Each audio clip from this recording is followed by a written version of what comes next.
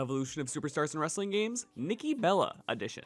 So, Nikki Bella made her debut in WWE SmackDown vs. Raw 2010. There she debuted with the overall 66, and with the theme song, You Can Look But You Can't Touch, but it's like a weird remix of it. And then for signatures, she has the off the ropes arm drag and a jumping snapmare takedown. And then for finishers, she has the Bella Buster and a spear. And then her next game was SmackDown vs. Raw 2011. There her overall went down to 65, and then for her theme song, she has the official version of You Can Look But You Can't Touch. And it stays that way for the rest of her career, so I won't mention it anymore. But then for signatures, she now just has the jumping snapmare takedown, and then for finishers, she now just has the spear. And then her next game was WWE 12. There she is a DLC character. Her overall went up to 69, and then for her signature, that's exactly the same with the jumping snapmare takedown, and then for her finisher, she switches it back to the Bella Buster. And then her next game was WWE 13. There her overall shoots up to 76, which is nice. And then for signatures, she keeps the jumping snapmare takedown, and then for finishers, she keeps the Bella Buster.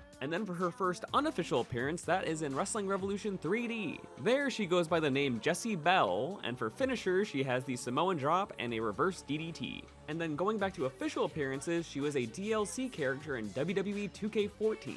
There her overall stays exactly the same, being 76, and then for signatures, she introduces the spinning roundhouse kick, and then for finishers, she keeps the Bella Buster. And then her next game was WWE 2K15. There her overall goes up again, this time to 80, and then for signatures, she introduces the rolling neck snap and the running bulldog, and then for finishers, she has the Bella Buster, and she finally debuts the rack attack. And then her next game was WWE 2K16. There her overall goes up again, this time to 82, and she is the default Divas champion in this game. And that is unfortunately the only time she's a default champion for the rest of her career. And then for signatures, she introduces the snapmare knee smash, and she demotes the Bella Buster to a signature, and then for finishers, she keeps the rack attack and she introduces the forearm smash.